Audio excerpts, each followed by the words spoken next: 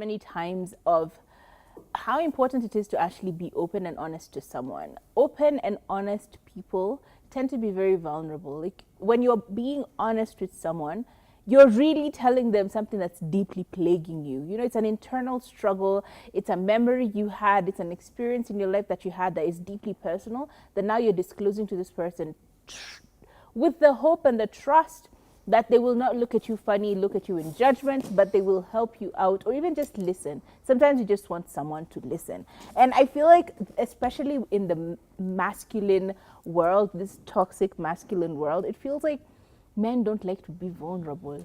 So my question is, can you find strength in vulnerability? And I would actually start this question by asking Turi, as a person who's been in a relationship for a very long time, do you feel like you're at that moment in your relationship where vulnerability is the new norm, or are you inching into it, or did you get there and you're seeing the benefits of it?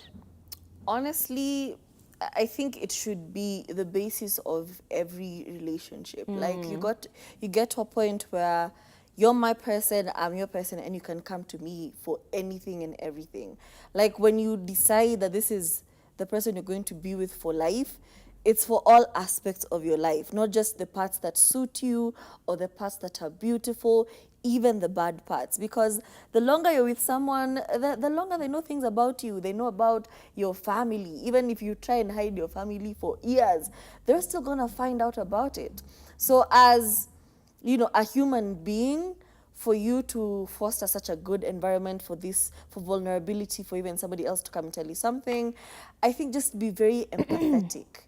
You know, like empathize with other people's situations. And I know sometimes it's hard because somebody's telling you something, you're like, okay, cool. But that was a big deal for them. Don't be so quick to dismiss everyone just because their level of need or their level of, you know, you're not meeting them where they are. Exactly. Just because that's a nothing burger for you. That would not make sense. It's not something that, you know, you would really struggle with. Don't be quick to like dismiss somebody. Be empathetic. Hear them out. Give them that ear to just let everything out and then keep it moving. I love that. So you've spoken about forming authentic commitments and connections, and you also mentioned like allowing for people to be empathetic and to meet people where they are, because simply because the shoe doesn't necessarily look like a shoe you would like, just try it, see how it fits. You know, you never understand someone else's struggle until you've actually put yourself in that situation as well. But also it's important for people to understand when they're struggling, and instead of suppressing this struggle, you actually express it to someone else who can help you figure it out. It's literally promoting emotional resilience. And the only way that you can be able to get to a point of resilience to begin with is by understanding that there is an emotion here that needs to be tapped into, that I need to really feel. What is it that I'm failing to feel? If it's impossible for you to find it within yourself, having a conversation with someone else may help you give this shape to what it is you're trying to say. Have you ever had such intensity in something and you're trying to put it in like summary, and you tell someone else and they find such a nice way of summarizing it that helps you to really, really look at it holistically, you know?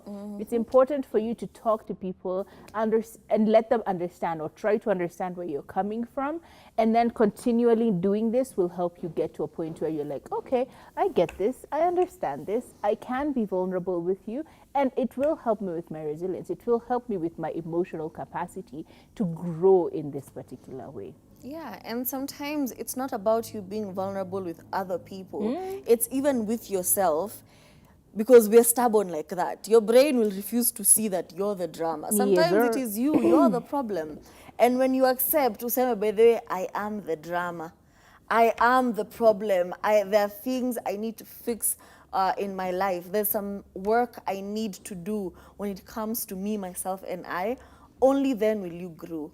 Only then will you stop being confined, you know, in those walls that you created of yourself, for yourself. Only then will you rise above, you know, feeling shame for situation that you truly and honestly could not control. Sometimes we carry trauma from our childhood. Sometimes we're walking around with wounds that had nothing to do with us. It was just a reaction to other people's behavior. So only when you accept yourself, only when you accept where you are, will you be able to grow from said situations? Will you become a more confident person, more, well-versed, more accountable to, yani, ukijitikia, by the way, things move smoothly. You stop being worried about what other people think about you. And, you're now like, what do I think? How does this make me feel? As opposed to, what will people say when I do X, Y, Z? So working on yourself, it's the greatest job and it's the hardest job. Yeah, because you can't lie to yourself. I saw Kalala saying that you can lie to other people, but you can never really lie to yourself. So that's why she was speaking about how she doesn't see therapy, or she doesn't seek therapy because she's afraid of facing herself. You can't lie to yourself. You can lie to others, but you can never lie to yourself.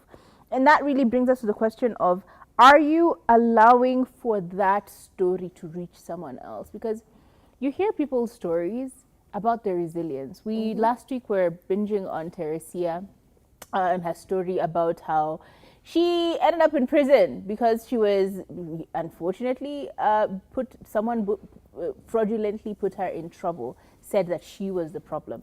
And her sharing this story and sharing how it molded her and made her become a person who's keen about female rights, and especially female rights as they're in prison, and the rehabilitation of them after they get out of prison.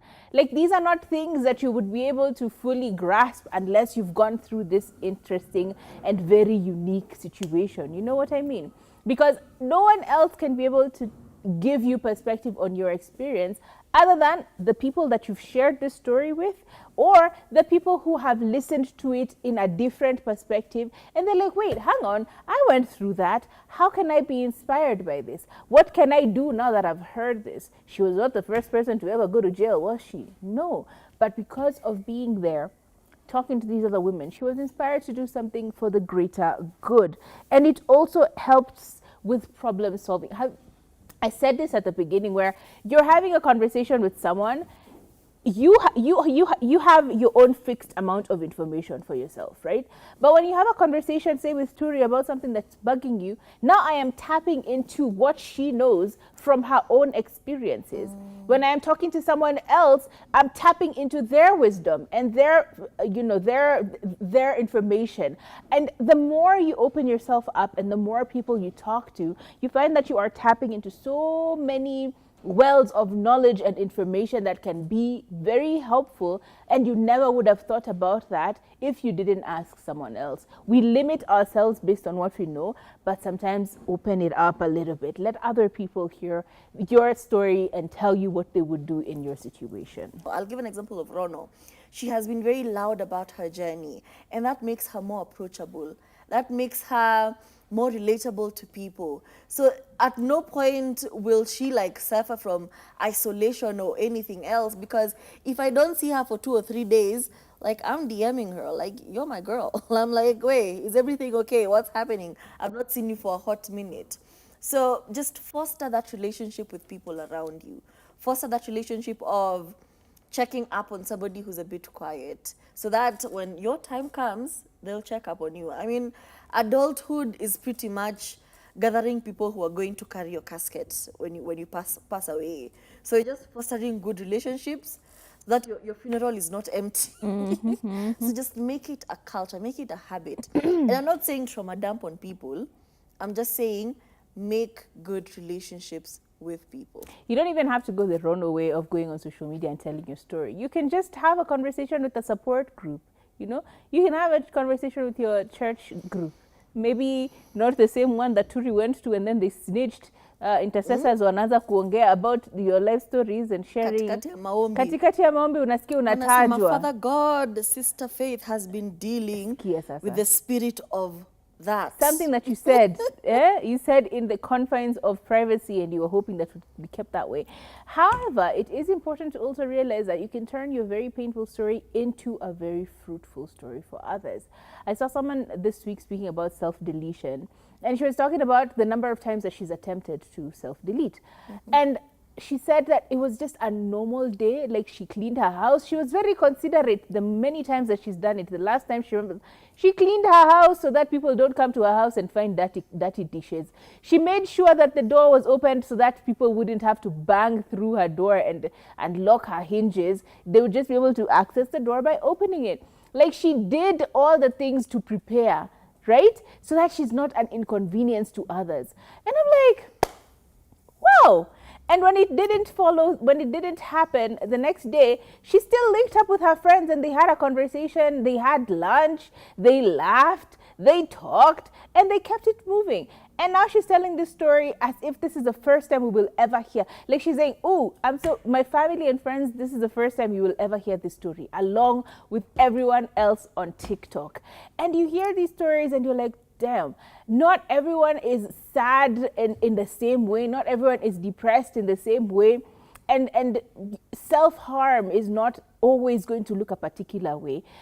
These sharing of these stories, these are resources that we now realize that, oh, okay. And then she's having a conversation with her young self, telling her, hey, this is where I'm at now.